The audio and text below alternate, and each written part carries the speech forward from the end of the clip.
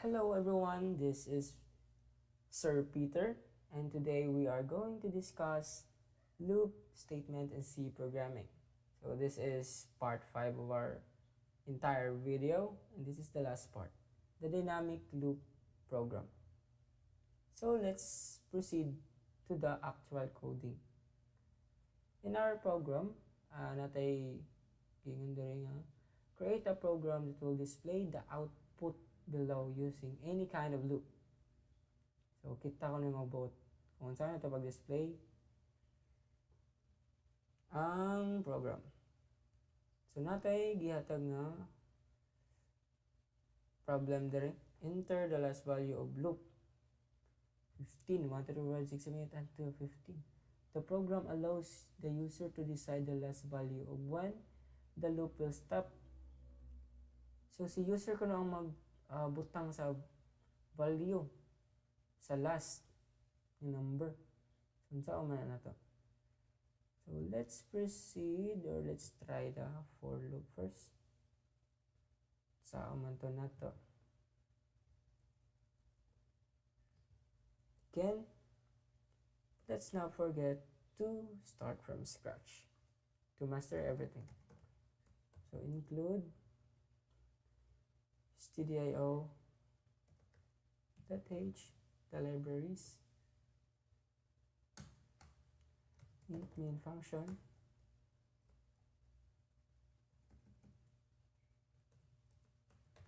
return 0, and sa man to nga variable na itong gamiton ani. Let's use I first, and since nag-need of last value, so num,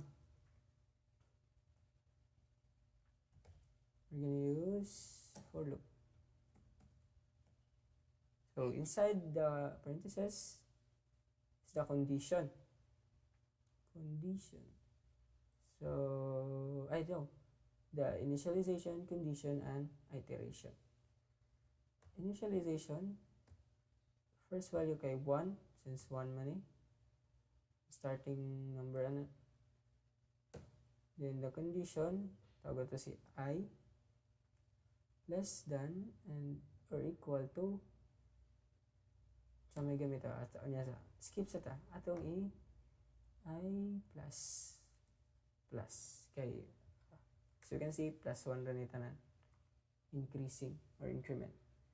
So unsay gamito na to diri, unsay tawag na to, since we are now in dynamic loop program, di na ta mag butang diri og constant nga value, kundi gamiton na to ang atong variable para mahimong dynamic atong program.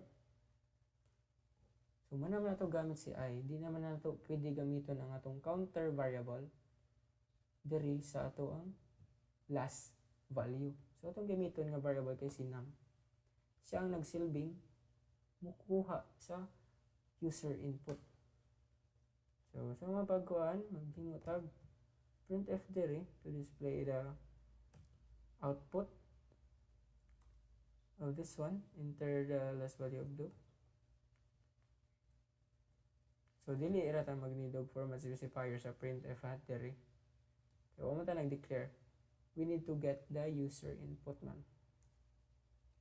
Enter the last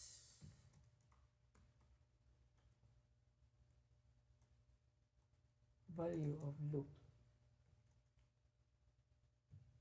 So sa pagkuha sa user input, pagkuha na ta ana, ang magamit ang scanf. Diri na ta gamit og format specifier.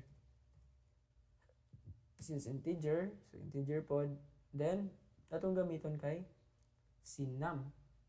Ano kalimot gamit og ampersand. Okay.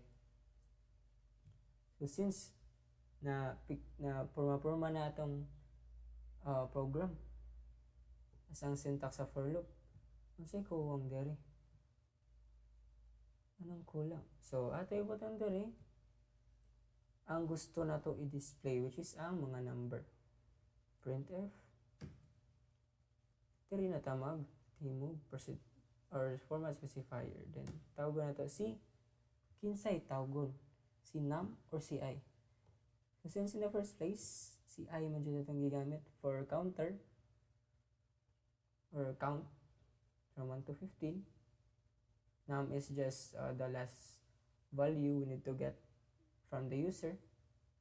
So, si I at butang dere. I. So, igrana na. So, ato sa ikon.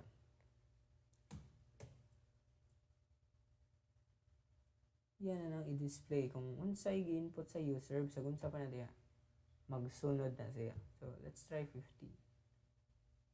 Tara, nag-start siya from 1, mo end siya og 15. Let's say for example, try 20 na siya. Mugana ba? So dara, mugana siya kay dynamic naman itong program. Gamit naman tayo user input dire or input statement ng scanf. For example, less daw sir, try na ito 5 lang. So, sagun sa pa yung input diha, display ra gyud na siya. Kay magagad na siya sa i-input sa user. What if sir pabali? Unsaon man? So, kung pabali, dali ra. So, sa may gusto na to, aray na to i-declare ang initial value na for example, from 15 down to 1. Ano ra? Let's see. Ano sa tawag ba? Would be 1. Uy. Am I wrong?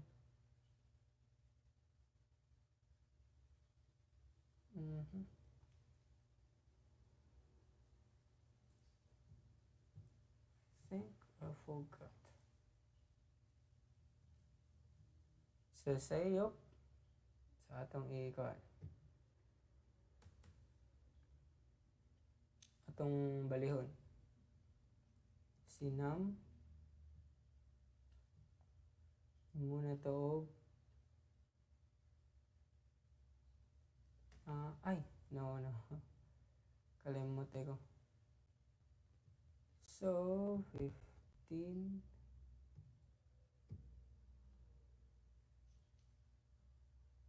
greater than or equal to the first value. Adara. Papali siya. So ni wala siyang display pag last kay nakalimot ta sa atong operator na if dako gani ang initial value niya ang gi-input kay gamay, of course kani atong gamiton greater than or equal. So enter the first value na. So if grana to let's say photograph 4, what number is it 4? Okay, ato ko na sa yan sa 1 while sa man ni sa while sir. So dito na to. So similar ato nga pangitaon na to si pabali na sa enter the first value ato sa yan.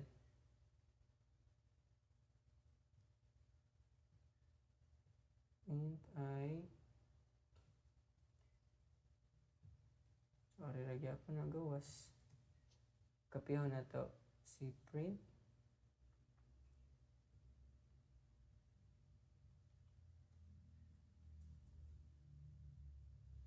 ito kalimot ni now condition diri as now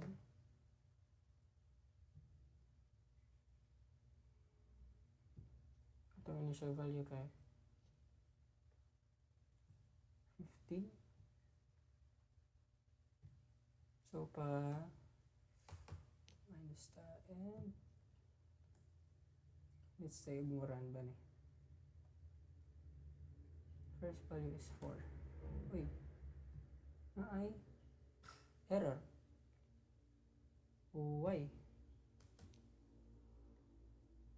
Kay ara. Mao ra to ang sayop kay since kani man atong gigamit nga wala ray value or like 2, 4, 6 nga na. Usa ra man. So kani na itong gamiton. No need na mag-add kag storage variable. Gawas kung ganahan kag pa dili 1 ang imong pa-increase or pa-decrease. Example plus minus 2. So magamit na ka na para na storage variable nga magamit. Let's say 4. Okay. So 15, 13, 11, 9, 7, 5. Sakto. And that's it. Next, let's do it sa dual. Let's say, copy this.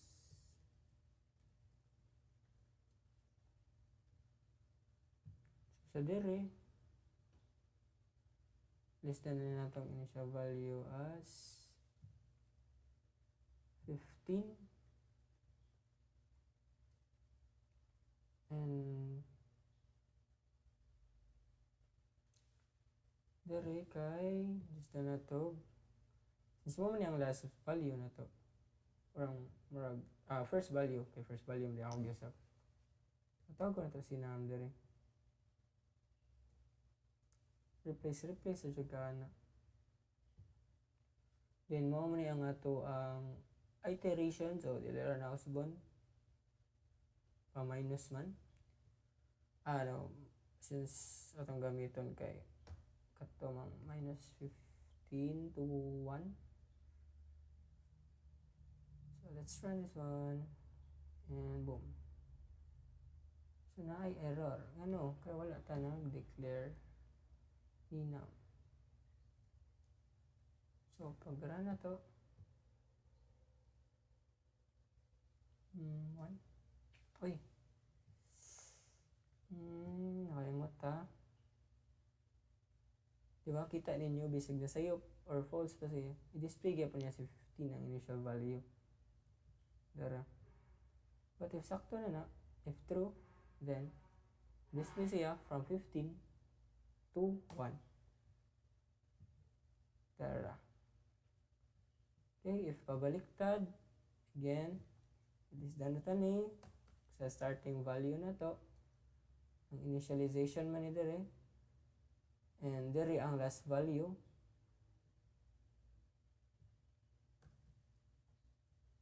So atong baton dire is increasing but this na to increasing. So sayop siya ano kay ano naman dara ang operators na to. So if we run that one and boom mo display na siya. So if ato sang i-listan ganyan tag 2 or 3 ang increase niya switcher na to it is done ganyan tag storage variable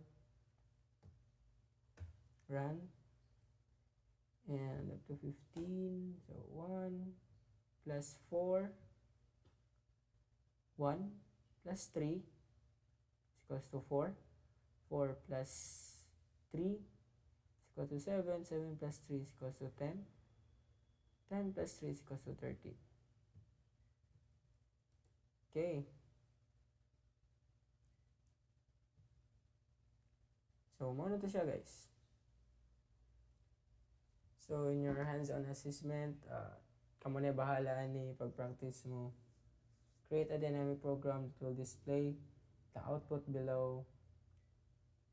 Enter first value of the loop 100, enter the last value of the loop 20, enter the value of loop interval 20, and the output will be 800, 80, 60, 40, and 20. Pick one type of loop to execute. First, then convert the program to the other two types. Remember to show the manual solution of all loops used. So, thank you everyone and have a good day. Good luck sa inyong mga exam.